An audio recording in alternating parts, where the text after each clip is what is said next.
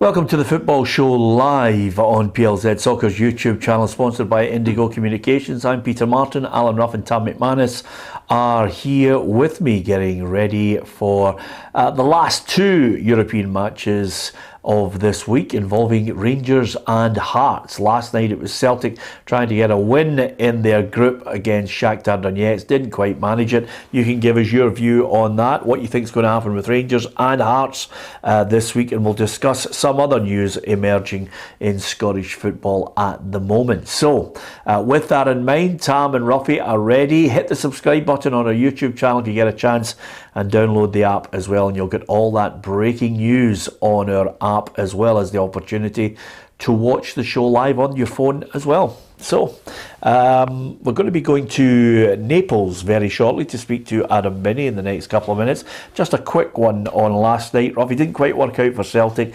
They came up short. 1-1 at the end it finished. No, I think a lot of supporters went along there last night thinking a win was on the cards, and the evidence, the away game, I think everybody thought that Celtic could put in a shift. They did again put in a shift. You can't complain with the effort they're putting in. But again, it was another disappointing night not to win the game, because I thought that they had a couple of chances. You've got to take these chances at this level. But everybody was hoping they could take something on to the Real Madrid game, but that's not the case, and they have to just deal with it now and wait until next year, obviously, hopefully, if they win the league, to go in and see what Ange's plans are for the future, because he seems to be telling everybody that this is just the beginning. Yeah, if anything, if you look at it, this has been a story of clinical finishing.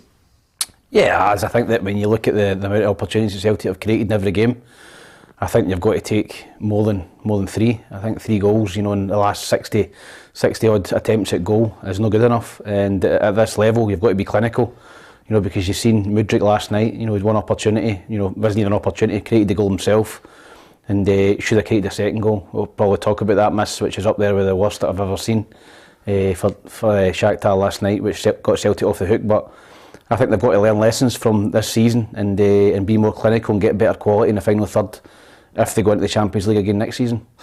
You can give us your thoughts on that. We'll talk in greater detail about what happened last night for Celtic. But if you are one of those Rangers fans who's wondering about tonight, give us your thoughts on what you think is going to happen over in Naples at the moment. The weather looks good. Adam Binney is there for us ahead of Napoli against Rangers. Adam, do you sense over there that even among the journalistic fraternity that there is a fear of what could happen to Rangers tonight? Well, I'm sorry, I've just been interrupted there.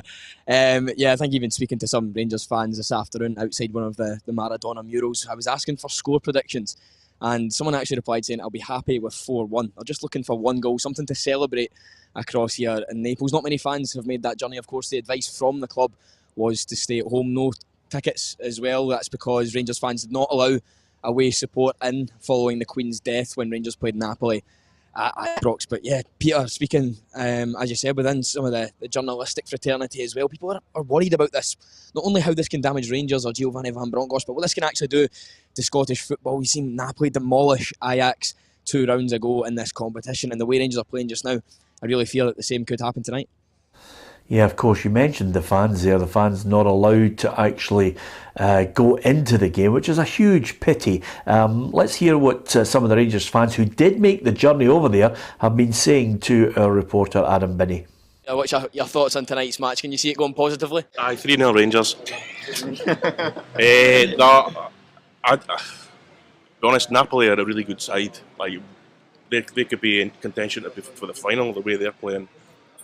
And the way we're playing, I'm not sure. I hope we don't get hiding. I hope we put up a good show.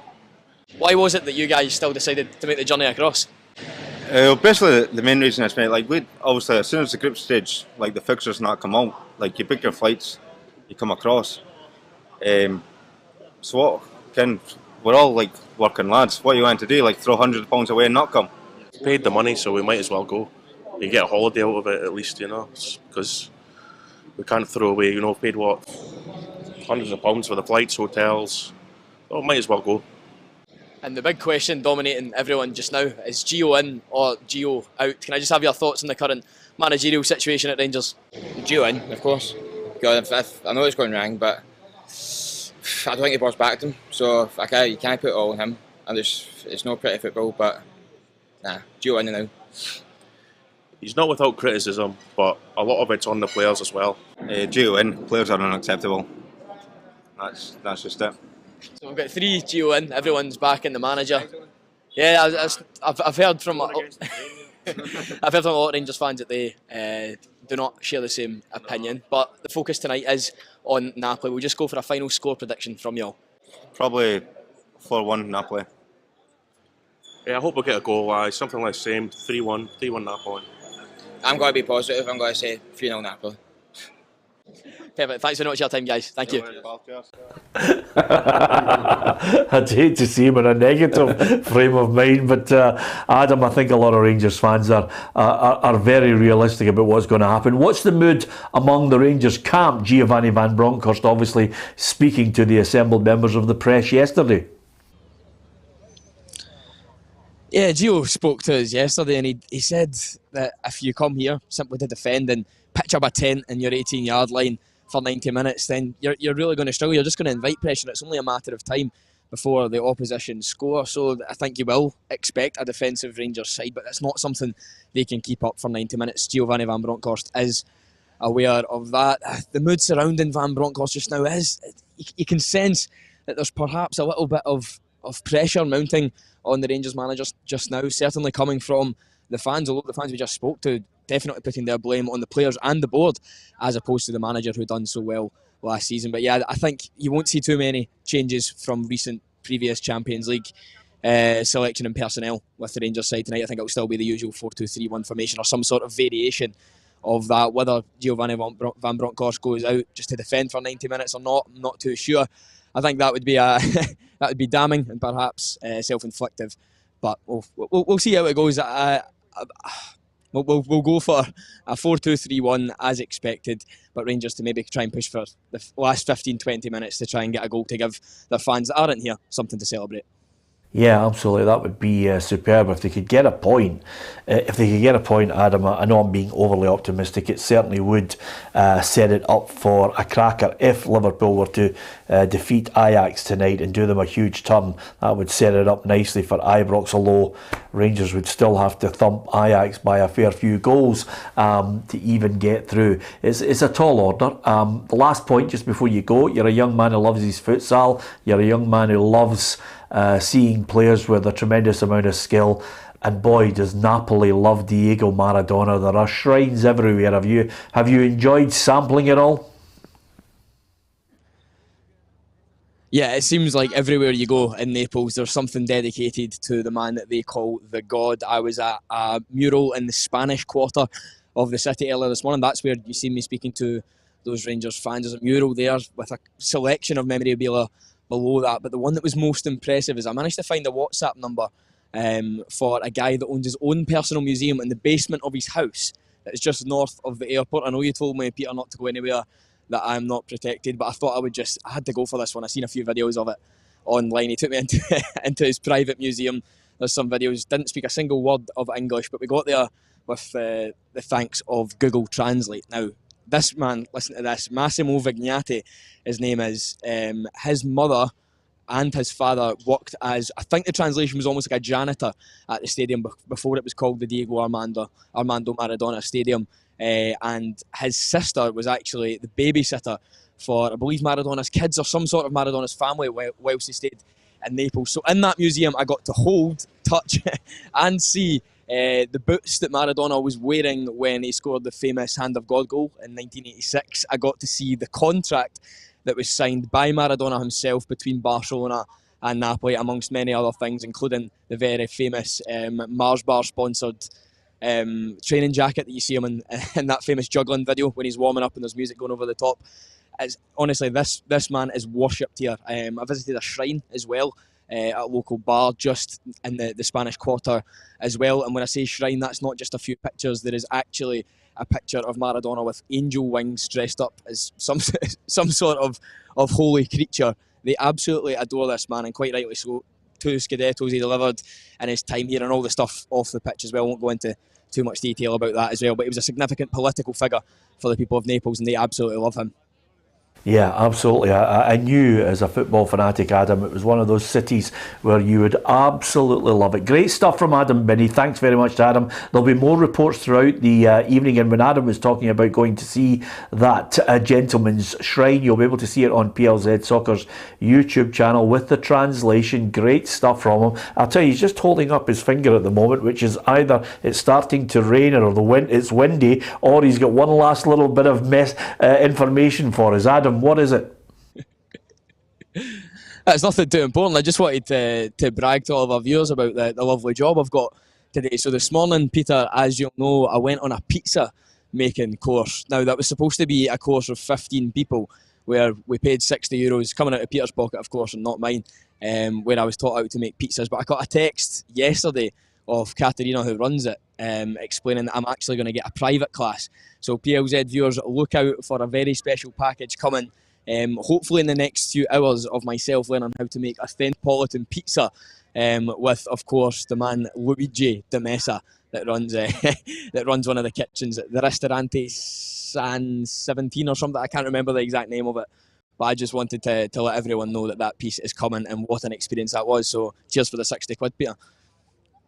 Fantastic, and of course your dad's called. He's coming over to give me an absolute tanking for letting you get into a mad area in Naples. I told him, do not veer out of any area which is going to get you into trouble, Ruffy. Not that I think Naples is a dangerous city, but I've got to protect my boy. Yeah, usually when you're away abroad, it's not the kind of, if you're going into somebody's house abroad, it's not usually to see memorabilia. No, but when he was saying he was seen and touching stuff, thankfully he mentioned memorabilia just after that. Well, not only that, but thankfully he's alive. That's my key concern for your mum and dad as well. But the one great thing about it is he always actually goes and grafts and gets great packages, which is what we want. I can't wait to see the pizza one. It's well worth the £60, let me tell you, Adam, and all the graft. Plus, of course, he's going to be there watching the game, giving us updates and reports throughout the evening on PLZ Soccer. That's the great part of the programming. Adam's out there doing his job and giving us a variety of not only a little flavour of Naples and Maradona, a wee bit of the pizza and the culture, and the game itself, Napoli against Rangers. Well done to Adam Binney. We'll hear from him later on with regards to the updates across all our social media channels. Brilliant. And of course he's given us that insight there that I think a lot of Rangers fans would love to be there, Ruffy, with the likes of Adam and everybody, enjoying Naples, the build up, and of course going to the game. Yeah, the guys are right. When the group stages come out, that's the first thing, if you're a fan, you do. You try to get in quick, you try to get in and get the cheap flights, and the hotels and everything. So it's a lot of money. I mean, a lot of the fans, the hardened fans would try and go to the three away games. So no, if you've got tickets, you've got to go. And there's no way of them getting in the stadium at all. No way. No way. No, not unless you suddenly, develop a strong Italian accent and have the Napoli shirt, and you're willing to sit in your hands if Rangers score. Thanks to Iona Carr, who sent us a message saying Adam is a great lad, and we agree with you, Iona. He's doing a great job for us as part of the PLZ Soccer team. And Gregor says Adam sounds like a great lad as well. Yep, he's a vital part of the team and certainly enjoying himself out there and giving us all sorts of rich colour around the game as well, which is what you want, Tam. You want to get a little flavour of the city. Aye. You want a wee bit of the Maradona, a wee bit of the pizza. You certainly get that with Shyness, didn't you, over there? He's not shy to get his selling about, is he? Adam, but yeah, just my worrying aspect is, would you really call a WhatsApp number and say, can I come to your house? Not a chance in hell. He's mental, but £60 for the pizza making, that's quite a lot of dough. Yeah, absolutely. Hey, I'm here all week. 2 lager, a bitter for yourself, sir. Thanks. Well done, Tom. I knew you'd get it in. So Mark says, aye, but Pizza Crunch is just wrong. Well, listen, let's wait and see, Mark, what he comes up with. You just never know. It could be something that attracts us all to Naples in the future. It's a place I'd like to go and see. I want to go and see because of Maradona. Well, I saw the documentary. I saw that. I mean, the last memory was seemingly there's a big wall I mean, at the end of The house, yeah, I've seen that. It's just a full painting, Yeah. and he's right. There's a district. They'll never ever forget him. And he's everywhere you go. Yeah, absolutely. Of course, are they going to park the bus tonight? You don't have to park the bus. You have to be organised. Saw it last night with Shakhtar Donetsk. Shakhtar Donetsk, when they didn't have the ball, they'd 4 at the back and the 5 in the midfield, and the 5 in the midfield protected the 4 at the back. That's no parking the bus. That's defending properly, and that's what Rangers have to do. When you've not got possession, everybody gets behind the ball, and you make it hard for them to break you down. Yeah, Giovanni Van Bronckhorst says if they do park the bus, they're in big trouble. If you come here and only defend for 90 minutes, it's waiting for the damage to be done. We have to be ready to be solid, but take our moments to be dangerous as well. And I think that's very important for tomorrow. And of course, you want to start well. Make sure you're still in the game in the second half to get a positive result. Yeah, the key to this is you're hoping that Rangers could take a little bit or find even a scrap of the qualities they showed last year in the Europa League, just to somehow engineer a goal and then maybe protect that. But you just don't know where it's coming from because they've had that many injuries, and then the form's just not been there. Yeah, it's just the current form, isn't it? It's the lack of form they're in now, lack of confidence that they're playing with. Is it the form and the level? Yeah, I think it's a bit of both, but I just think that they look out their depth in this group, and that's born with the results and the goal difference. But I think if Rangers can sit in and be tight and maybe hit on the counter attack, they've got pace. They've got Matondo or Tillman or Kent, ball carriers with pace that can go and cause Napoli problems at the other end. But you've got to be brave to go and spring, and when they get the ball on the counter, you've got to get players forward into the box. So I don't know if Rangers are going to have that confidence to do that. You can't sit for 90 minutes behind the ball, and not cause a threat at the other end, because you'll just get beat 4 or 5 anyway. You've got to carry a threat at the other end, and Rangers have got that, but they've got to play with bravery. They've got to get on the ball, and really it's a no-lose game for Rangers. Nobody expects Rangers to get anything over here. Even the supporters you spoke to there, 3-0, 4-1, 3-1. They're not expecting anything, so I think that takes a little bit of pressure off the Rangers. Yeah, well, I'm going to ask you about the manager talking about pressure in a minute, but Thomas McDougall says, Rafi, if we can't do it against Livingston and Dundee, there's no chance tonight, and that's from a Rangers fan. Yeah, but they've been at the game. They'd win against Dundee, though, to be fair. They saw the evidence, but if you're only scoring 1 goal against Dundee, and 1 goal against Livingston, you're coming up against a team who've got far more quality than any of these two. So if you're thinking you're struggling to break these two teams down, what chance have you got of breaking this one down? But yeah. I agree with Tam. I think that you just go for it. Just go out and defend when you have to defend. We see a lot about possession, I mean, that game at the weekend with Rangers, I think Rangers had 80% possession, and and it was 1 each, so Napoli could have 80% possession, and as long as you defend well, then you don't lose goals. Well, I mean, that was lovely. That was a lovely speech, and I want to thank you for it, by the way. Honestly, at times I think you could be a politician. You just deliver just that lovely minute. Chilean speech. Well, it wasn't even that. It was just a minute and a half of claptrap. Because quite simply, Rangers don't even have the defenders now. I mean, that's the problem with it. I mean, Barisic doesn't fill them with confidence at the best of times. Leon King was sick at the weekend. Tavernier hasn't played well. Golson's injured. And Helander hasn't been seen for hiding her hair, and you're actually sitting saying to yourself, even if they defend in the back 5, the midfield 5 protect, this is a Napoli side that dismantled Liverpool with one of the best defenders in the world. Yeah, but I don't think Rangers will play as high a line as Liverpool played. I think that Napoli, Liverpool played right into Napoli's hands. They played that high line, and Napoli destroyed them with the ball over the top. Rangers are going to sit deep.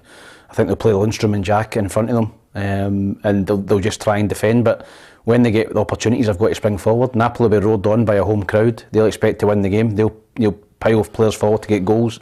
There's going to be opportunities for Rangers, but they've got to, as Giovanni Van Bronckhorst said there, they've got to be brave on the counter-attack, and when you get the chance, you've got to carry the ball up the pitch with pace, and you've got to get bodies in the box to try and get that goal. But Alan McGregor's he's got to have a great game tonight. I think if Rangers are going to get anything out of the game, he's got to be in top form, because he's going to be peppered at times. Yeah, absolutely. He needs to deliver a performance of his life to somehow keep Rangers in this game and then hope they can nick one at the other end. Okay, I'm not going to mince my words on it. I fear for Rangers tonight, Ruffy. I think they could be on an absolute tanking.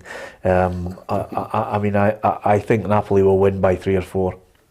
I think Napoli will win. I think a good result for Rangers would be 2-0. And I think they could get that. I really do. Rangers.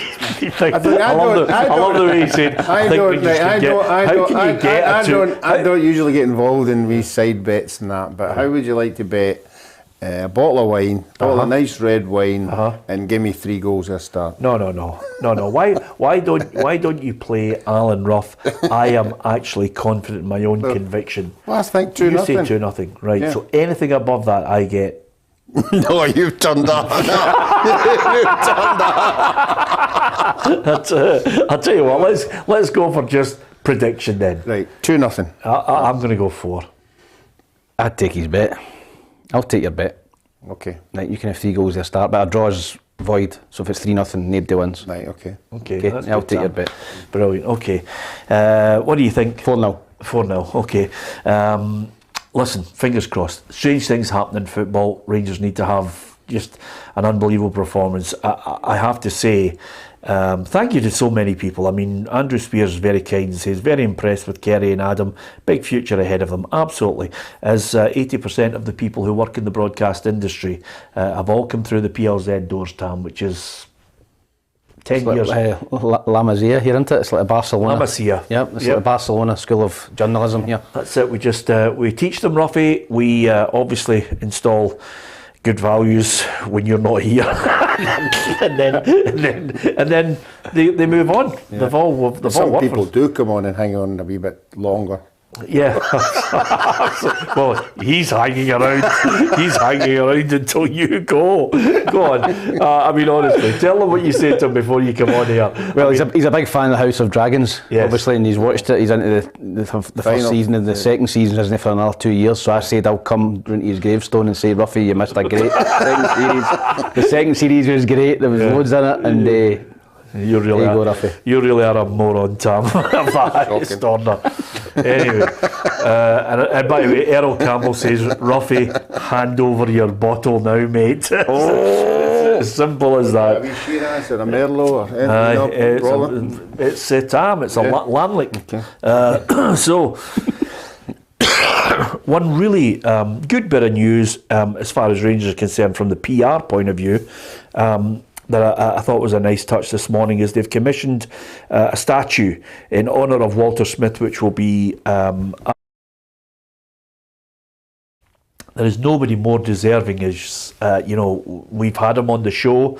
I thought he was just a brilliant person. His family are lovely, but as a man and as a manager, you couldn't get any. You couldn't get any better in the 21st century. Looking at Walter's achievements, it was amazing. Yeah. And just before that as well, may I add. Yeah, he was a long time. Before he became manager. 91 to 98 was the first spell after Souness left, but then 2007 to 2011, I thought was even better from Walter because of the difficulties that he was facing as well with that team. Yeah, you can see clubs like the Rangers and Celtic need legends, and legends are respected forever, and Walter comes into that category, and statues are, I think, the way ahead now. I think statues round about the club, and it brings into all ages of fans, because the young ones might know who he is, so the older ones will say, who's that statue? And I think it's great. It's fantastic for any club to have that. Yeah, I know his sons, Neil, who's a great lad, and Stephen, I know both of them will be very, very proud.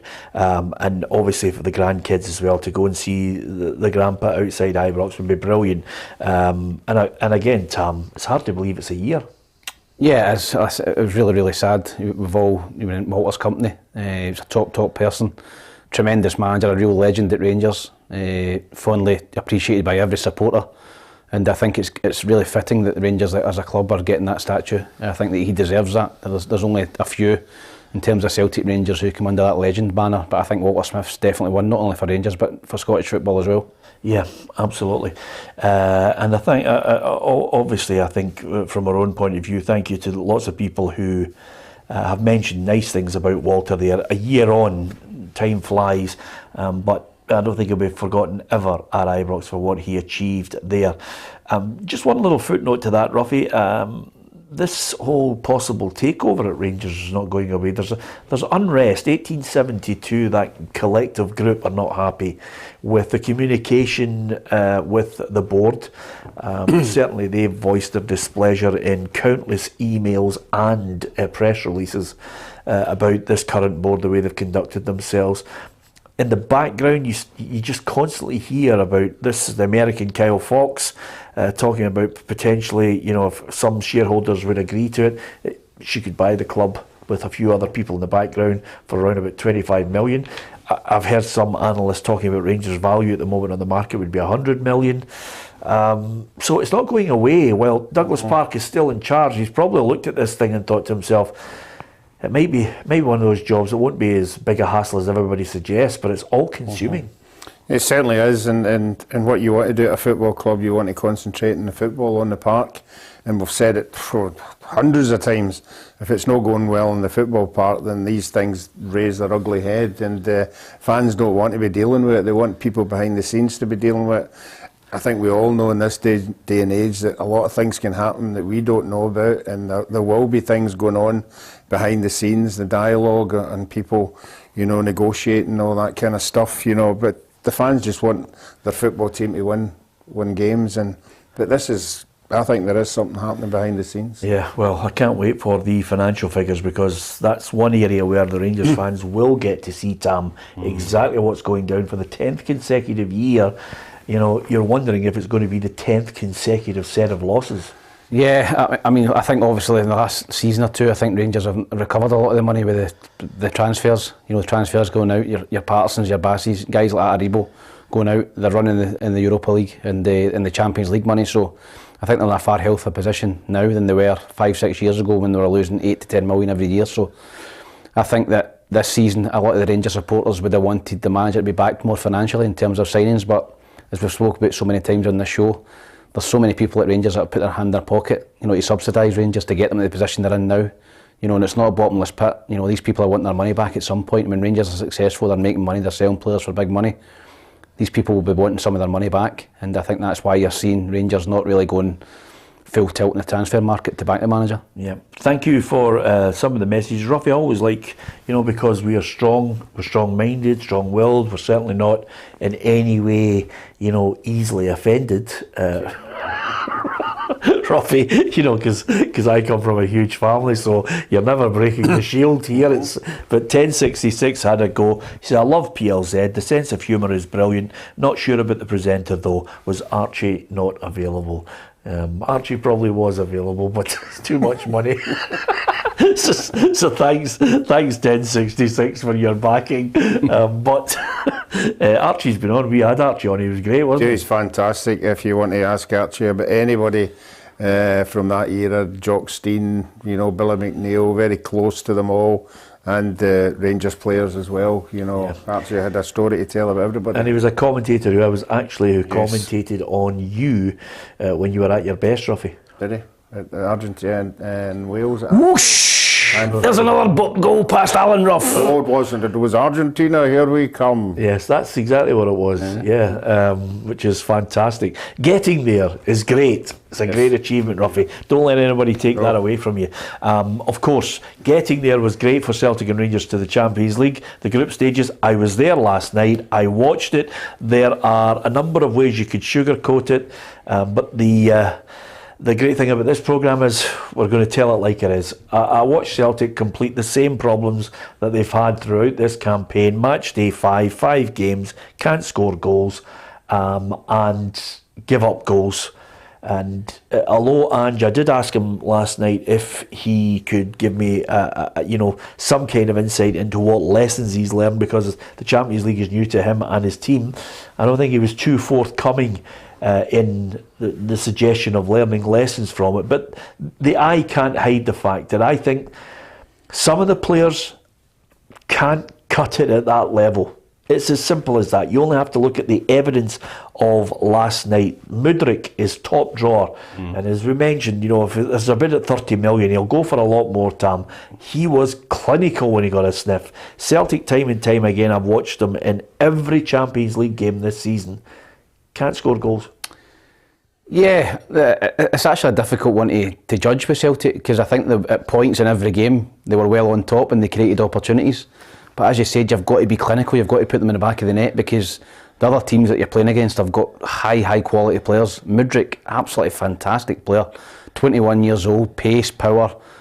There was a bit of naivety on Celtic's part. It was their free kick at the other end or a corner kick at the other end, and they literally 10 seconds later the ball's in the net. Hatati's given the ball away, Tam, from the free kick, and then boom, they're up the other end, it's a goal. But there's got to be somebody who's got to pull him down there. There was a couple of opportunities for someone from Celtic. I know it was hard to catch him to pull him down, but that naivety at that level, when you're caught on the break, sometimes you've got to take a yellow card. You've just got to pull the boy down.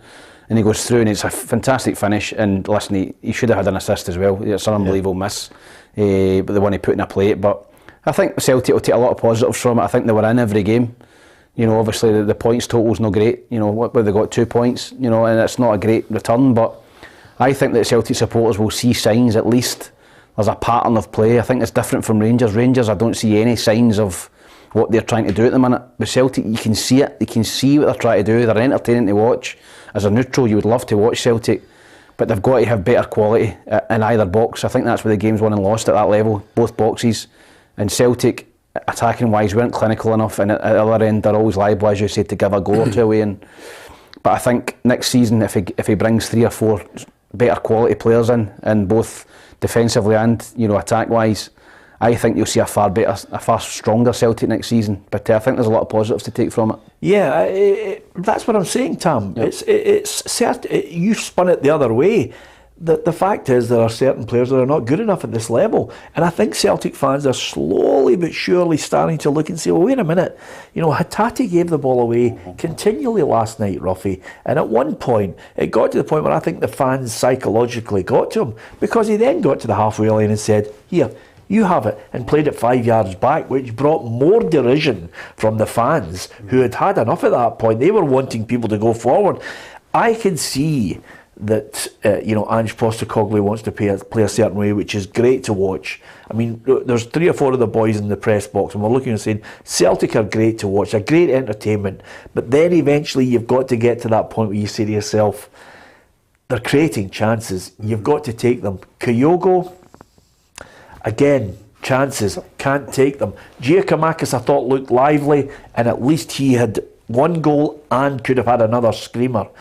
But Celtic have been found, it's not just last night, it's time and time again, the same thing is recurring. No, I think if you're a Celtic fan, the exciting bit of it is if Ange says, like, there's another level I'm going to go to. He's went to a level with the Japanese boys, he's brought them into our game and took everybody by surprise. And they have been great, for our game. But he's not saying it, but he's like, I've went a level with them.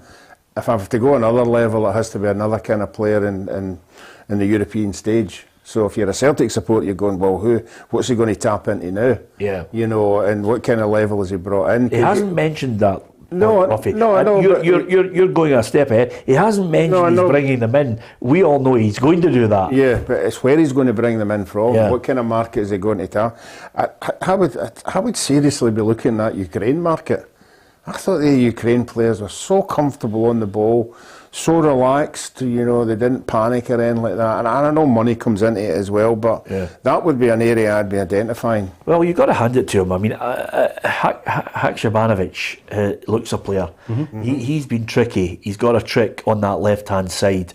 So I think he could come good. The ball, Abigard, I'm not sure, because nobody's seen hiding or hair of him really on a regular basis. I think he feels he's a number 6. But the Celtic fans are looking and saying to themselves, well, 2 points could have been so much more. And I think from Ange Postecoglou's point of view, he doesn't mince his words when he was assessing the overall group and what Celtic got this season. We've got what we deserved. It's not like I've walked away thinking we could have got more. Yes, we could have, but we didn't, because we fell short in key areas. And key areas at this level of football is like I said, you saw tonight, when the opportunities are there, you have to take them. And you try and, when the opposition, you're trying to minimise the opportunities the opposition have. So we've fallen short in those areas, and that's why we didn't end up getting more out of this group. Yeah, I mean, listen, I'm intrigued by how he's going to try and take it on if Celtic win the league, if Celtic get into the Champions League again, because certainly the recruitment with the Celtic staff in the background that's helping him to identify these players, I think a lot of Celtic fans are impressed by the clutch they have. They'll maybe become a little bit more critical in the latter stages of this season about certain ones that might not be good enough for next season's Champions League. Yeah, I think you've got to back him. I think when you look at Ange's recruitment so far, I think there's been far more hits than there are misses. I think that I think he will look to improve the team. But you've got to remember, this is their first. I'm not trying to stick up for Celtic, but this is their first season in the Champions League. A lot of their players, they're going to take so much from this. They're going to know next season. They're going to go in better prepared. Listen, we need to be fitter. We need to get sharper. We need to be better at this level. So I think you'll see a far stronger Celtic team next season. But I do think that he will weed out the ones that he doesn't think is good enough for that level, and he'll bring in better quality. And I think he'll get backed, because he has been backed heavily from the Celtic board. They've put their hands in their pockets for him, and I think they'll do that again next summer. Yeah, listen, you can look at all the individual players that he had. Even two key players missing as well, Peter. You've got to. Oh, that's what I was just about to say. Jota or McGregor. But probably two of your best players. His best player in the park last night, one of the best players, I would say, because Giakoumakis deserves credit for his contribution, but one of the best players, O'Reilly. He cost 1.2 million. Yeah. He's a steal. Tremendous but the boy, I mean, Callum McGregor, for 2 years, is just the best midfielder in the country. And that was the problem last night with Hatate, because Hatate had been given him that role to be the guy that was pulling the strings, and he just couldn't live up to what Callum McGregor could do. Wonderful on the ball, great to watch, but every time you lose possession at this level, they just bump you. We saw it with Rangers at Ibrox. As soon as you lose possession, goal. And at this level, you can't afford to lose possession in your own half. And that's what he was doing last night. But going in our league, he's exciting to watch. He's a brilliant wee player, and you'd have him in your team all the time. But you're right, I thought they missed McGregor big time. Yeah, but second player is missing of McGregor. Jota, who does make a difference as well. Completely forgot all about him there. But I do think, people are going to start looking and saying, well, wait a minute, I'm going to ask you the question, is Kyogo top drawer? Has Kyogo delivered as much as he should? No, this year, no. I think he came in last year, he was an unknown quantity for a lot of defenders who couldn't handle his pace, he couldn't handle the way he led the line. But we're a year on now, and sometimes, if you're that kind of player, then people catch on to you. If you get a good manager, you tell your players, this is how you play with them. It's the same if you get a winger who's running riot, you just double up on him. But the first year you don't know how good he is. But now the second year you do, so that's what you do to combat that. But he's still a good player, he's better than what Celtic had at the time, and I would think all the Japanese players that have come in have done a turn. There is a huge step up from the Scottish Premier League than there is to Champions League. I think in terms of Kyogo, you would back Kyogo if he played, and Giakoumakis to get 20 goals in a heartbeat in a Celtic team in this league. Yeah. But when you go to the Champions League, you're playing against far better defenders, far stronger, far quicker. You're not getting as many opportunities, so you've got to make yourself better. And I think that's up to Giakoumakis and Kyogo to go away in the summer, reflect on how can I get better? How can I get better in the Champions League and get my level up to go and score more goals at that level? It'll be interesting to see when we compare them at the moment. I think you're reacting to Celtic fans who I think are, pleased with the way the team are playing, pleased that they're 4 points clear domestically, but maybe expecting a wee bit more. Whether they were right or wrong to expect a wee bit more in the Champions League, who knows? This is the group as it stands, Ruffy. Real Madrid, no surprises at the top of it, Leipzig, and then Shakhtar, who, listen, they're looking at that whole situation there and wondering if the dream of getting actually into the next phase of the Champions League is still on. it's going to be interesting. It's a great straight head-to-head between them and Leipzig, and of course we're off to Madrid for a dead rubber, Ruffy. I mean, should we cancel the flights and just put behind us 4 days of bringing lots of packages about making pizzas and paella the way Adam is doing? Yeah, I think we should go. I know it'll be a task, but somebody's got to go, and it's us. Yeah. Absolutely. I think we've still got to go to try and give some in-depth insight into Madrid. Yes, let's find if we can Google somebody and go and visit them. Well, listen, if I can send a few WhatsApps, we're there, Ruffy, because if we suddenly enter a house in Madrid and it looks as if we're not going to make it, Tom, we've had our bit. I went on holiday once to Cuba, in Havana, and I went to the cigar making factory. And the boy says to me, "No, you don't buy cigars here. You come to my house." I thought that was the end of it. I walked into this house and I went, "I'm not getting it here." I was terrified. I've never been so terrified in my life. Did you get the cigars? No, I just ran. I just dropped everything and ran. It was a wee shady place, and there was people coming out of corners, with guns, and it was terrible. Just out of curiosity. And I don't even smoke. Not only that, what possession do you think it was a logical move to go to the house in the first place? It's cheaper. Yeah, okay, right. As long as you're giving me an insight into it. Who needs to spend the most money on transforming the side? Because Gio will look at the Rangers side if he's still there and think, well, it needs some serious reconstruction. Celtic's is for me tweaking. Yeah, I think Celtic have got a far stronger squad now. I looked at Rangers last season, and I thought Rangers last season, at the beginning of last season, had a better squad than Celtic. But Celtic, slowly but surely, the last couple of windows, have just improved it, and brought in better quality. And as I said, I don't think Celtic were a million miles away this season in the Champions League. I really don't. I think they're a real quality, clinical striker away from being in the shake-up. At least be in the Europa League. Missed a lot of opportunities, but I think Rangers' recruitment, is very, very questionable, and a lot of Rangers supporters are looking at that now and saying we need a lot of quality into that. Ronnie Chapman says Ange won't be at Celtic next season, Peter. Ronnie, I actually think maybe on this occasion, I know Ronnie speaks a lot of sense on a lot of topics. I think he might be wrong on this one, Ruffy. I think Ange Postecoglou wants another tilt at the Champions League with Celtic, and wants it with the ability to say, well, I've had another couple of transfer windows here. I've got January and I've got the summer. Yeah, I think so as well. I think he still thinks he's got a lot to prove. He's got another league to win. It's okay doing it that time, but you need to do it again. You need to do it consistently. You need to get into Europe consistently as well. He keeps telling everybody it's 4 or 5 years since Celtic have been in this situation, playing against top teams. So I think once you get a taste of it, you want another taste of it. Yeah.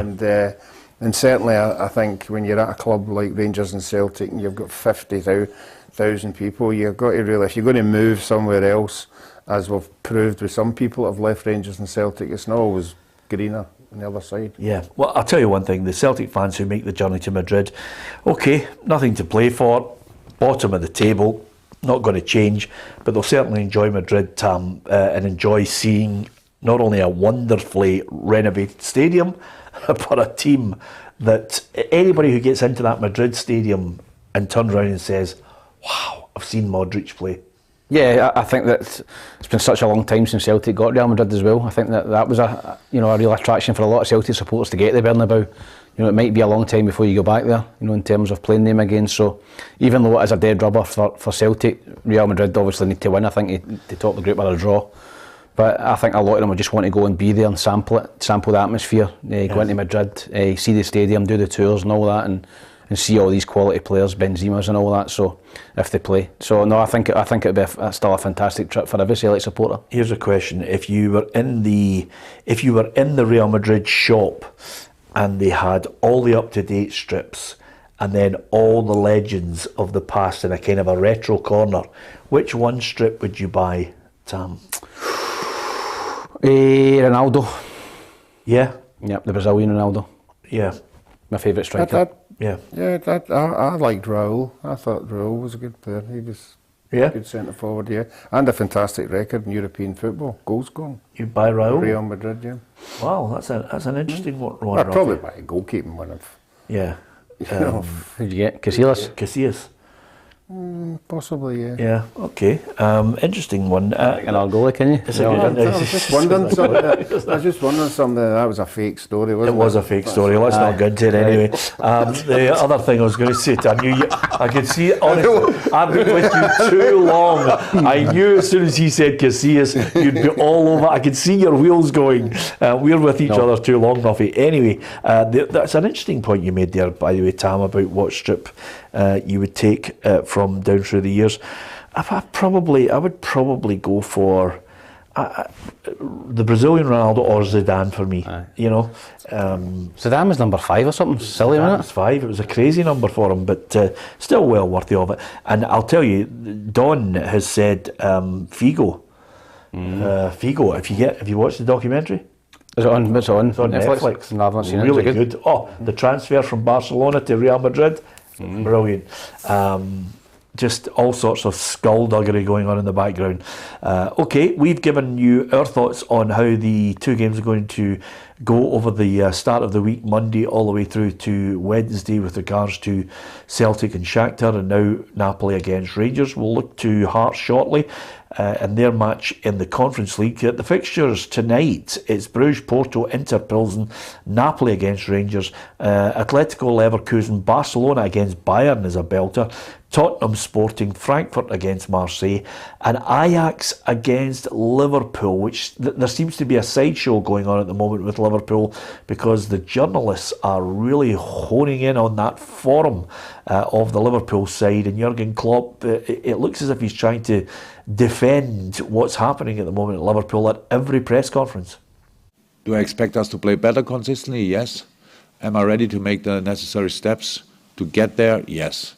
So it's not very good performances on a consistent level don't fall off the trees. You have to work for it, and you have to go for it in the long term, and that's what we are doing. We are working on trying to turn each screw, and we'll do that without being nervous or thinking something is going against us. We know it's a difficult situation.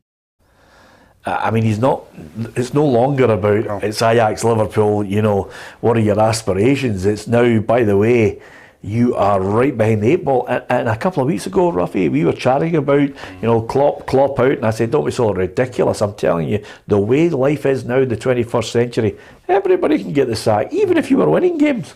Yeah, and it's unfortunate when you set records the way he did. I mean, last year they were going for 4, weren't they?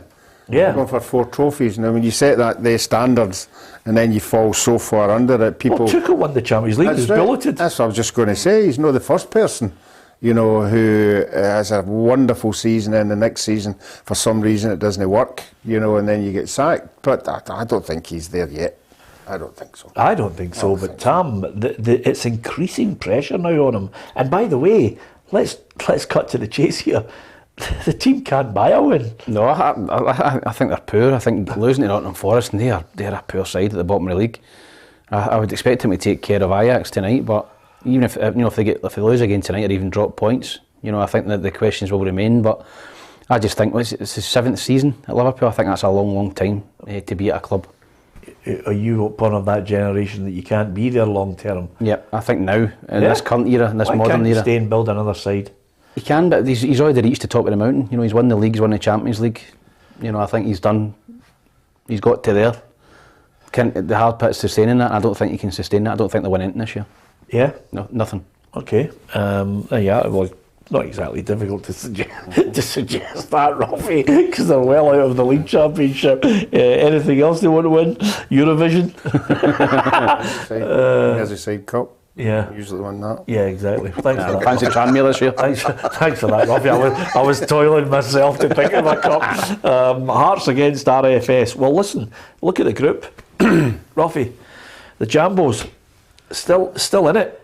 Still with a fighting chance of battling away in this one. And their last game is away to Istanbul. Where they'll get topped. He could possibly be through. Yeah, it doesn't matter what club you're at. You've always got to give yourself a chance. If you've got a chance, then the fans hang on in there. The fans will think, yeah, if we get a win, we can go to Turkey and get some You know, that's the way fans are. Yeah. You've got to be, What what's about that you? saying? You've got to be in it to win it. Yeah, be realistic. What about you as a pundit, Ruffy? What? Oh, I think they'll win tomorrow night, yeah. yeah. But they're Oh, going to they get go to battered. Turkey. They're going to get battered in Turkey, aren't they? Yes. Yes. So it's unfortunate there's not another cup to drop into. Yeah. Because they, of all our Scottish clubs, they could be the only team that can get third. Yeah. I think they'll beat. I think they'll beat RFS. I think they're poor. I think they'll beat them. But I think when they go to Turkey, they'll get stuffed. Yeah, you did that gag 2 weeks ago. That's unbelievable, by the way. You're not just getting back over old ground, are you? I didn't do that because he started after dinner speaking in '82, and he hasn't changed it. No. So you're on the same boat here. The one thing I think was a real bonus, Tam, that I think Hearts fans and Robbie Nielsen will desperately want is that £500,000 for each win. Yeah, I think they'll get that tomorrow night. I really fancy them actually. I think they'll beat the Latvian team at home, but Fiorentina in the last game go to Latvia, and I think if they win, regardless of what Hearts do, they're through anyway. So I think Hearts will win tomorrow, but there's absolutely zero chance of them qualifying. Yeah, they're playing better football though. I was impressed with them against Celtic. I thought they made a real go of it, played some good football on the deck. Okay, 2 of them were penalties, but they did create a nice goal for Shanklin. They looked as if they were back on it again. You know, they looked as if they could at Tynecastle. Listen, we all know how tight a pitch that is. The fans are right on top of you. They got really close to Celtic. I've seen Robbie speaking about it all week. You need to get close to quality players. You can't give them a yard or two. You've got to be right up against them. You know, touching their shirt, touch tight. They rattled Celtic, no doubt about it, in the first half. And they were very unfortunate for me not to get into the game. So I think if they can take that performance into tomorrow night and future games, particularly at Tynecastle, they've still got a real chance of finishing third this season. Yeah, the problem with that, Ruffy, is quite simply that, I was speaking to Gary Mackay, who was watching this match, Hearts against Celtic, and he came up to have a wee chat with us. A lot of time for Gary. He was a wonderful player. And he says, yeah, so it's all right doing it against Celtic. He says, but they've got games coming up. You look at them. They've got a game against Ross County. Obviously, they're then, as Tam had mentioned, this Thursday, Sunday, is having an effect on them. But they've got Motherwell, and they've got Rangers, and they've got Livingston ahead with Kilmarnock and St Mirren. So, that's a good run. That's a good run of fixtures that you'd be looking at the card and going, okay, we'll have to play particularly well, but the majority of the games you would think that they would win them. But I think Hearts are falling into the sort of Aberdeen category. The only time they play is when they play Rangers. Yeah. I think Hearts are becoming that down. The only time they really lift their game is when they play Celtic. Well, they've got Ross County, they've got Motherwell, they've got Rangers, and they've got Livingston before we have the break. Yeah, I would think they could handle these games. Yeah, even Rangers. Is that what you're suggesting? Depending on what Rangers, what they come out of, obviously tonight and the games leading up to it, because we all know that if things don't go accordingly tonight and then Aberdeen on Saturday, then all hell will break loose. Yeah. Okay. Prediction? I think Hearts will win 3-0. Okay, I'm going to go 2-1. I'm going 2-0 Hearts. 2-0. Okay, there you are. You got a prediction. Also, I can tell you that coming up, we'll be all the way through to the end of 2022 with lots of competitions coming up, especially for Christmas. Always nice to get a few bits of memorabilia, Ruffy. Incidentally, I meant to say to you, I think it was Ronnie Chapman who won your gloves. Yes. He actually donated them to St Andrew's Hospice, which I thought was a lovely gesture, Ruffy. It's fantastic. I hope there is lots and lots of money for a worthy cause. Yep. We go out quite a lot to a lot of the charity dues, and it's great to see the amount of money that, particularly the people who are prepared to pay, for the charities, and it's great. Yeah, absolutely. And to be perfectly honest with you, Alan Rough Foundation is my favourite. It's a tremendous gig. Absolutely fantastic. There's a lot for charity, that one. Yeah, the boy was a great day. You haven't done it for 3 years. I wonder why. The one thing I was going to say to you, Tam, if you do win a competition on here, you don't necessarily need to give it away to charity because there's some belters coming up. No, you've got a lot of stuff in there. Aladdin's Cave in there. Plenty of stuff to give away. And even PLZ jerseys you'll be looking to give away as well. Black ones, medium. Yeah. Medium. You better breathe in. So, on that note, keep it locked here to PLZ Soccer. It's absolutely free to watch us with all our online content. If you download the app, like so many people are doing, you can go into the app, watch the programme. In submissions, you can actually just submit some messages to us, and we're more than happy to read out quite a lot of your points of view. This one from William Webb in Queensland, because we get people watching this show near and far. With all the discussion of Scottish refs, why are they not full-time? In Australia, we have VAR and full-time referees. Some have moved on to the English Championship and the English Premier League and the World Cup as well. Everyone has a go at the quality of Scottish refs. Why not make them full-time and more younger refs? As it could lead to a career and produce, really good referees, says William in Queensland. Yeah, well, I've saw full-time referees down in England making the same mistakes that our guys are making. Yeah. It's a difficult job, but you've got to make that decision there and then. I don't care whether you're a full-time or part-time. You're put on the spot there and then. You've got to make that decision. Well, the big question is, Ruffy, does full-time money with a right few grand in your pocket make your brain and your eyes sharper? Exactly, yeah. That's the point I'm trying to make. It is a difficult job, and we are getting a lot of young guys a chance, referees. I think if you get a chance to see our lot, that they are very, very young, and they've got to learn. They're like footballers. They say that footballers need, 100 games before you... if you're a young player. Yeah. So I think referees are the same. You've got to give them a chance, give them enough experience of how to handle things. Some of them are better than others, the same in everything. I think with full-time referees, but the one key thing for me would be they would be fitter. They'd be up with play. They would be up with play, but you've got to be up with play now. The speed of the game now. The referees, you've got to be up and down. Nick Walsh was up with every bit of play. Yep, so not all Scottish referees the are. referees would tell you, Tam, they have training set. They train 2 nights a week. Aye. They go away at night time and they have referees training courses, and they have to reach targets. Yeah. They have to pass tests. I know what you're saying, but I would say you wouldn't get refereeing a game if you weren't passing fitness tests. Yeah, William, it's a great point, and lots of people are debating, and everybody's looking for the constant, definitive answer to try and get the best out of our referees. VAR, although it caused a fair bit of consternation over the last week, certainly we've got to give it time, we've got to let it bed in, get the referees and the VAR referees used to the system, how to use it properly, and of course try and limit the mistakes. It's as simple as that. Some people don't like it, some do.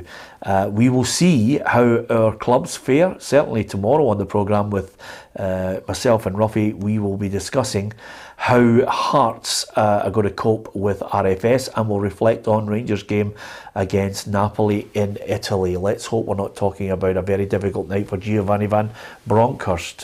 So, with that in mind, thanks to Tam McManus, thanks to Ruffy. Join us if you can tomorrow at 4 o'clock. Hit the subscribe button and join the football family. Thank you for watching us.